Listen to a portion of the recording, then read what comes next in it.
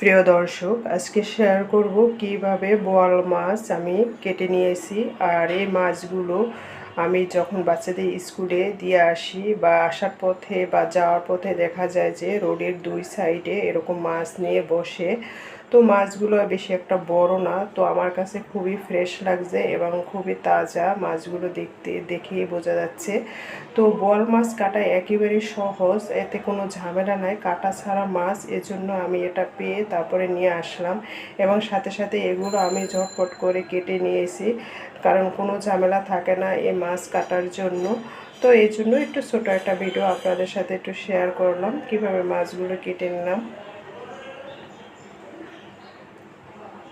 তো আমি মাছের মাথাটা আগে কেটে নিই, তারপরে আমি আস্তে আস্তে করে কাটাটা কাটি। তো আমার কাছে মনে হয় এভাবে ইজি হয়, না হয় একটা আস্ত মাছ উঠিয়ে কাটা কাটা কাটা খুবই কষ্টকর। তো এই তো দেখুন আমি কত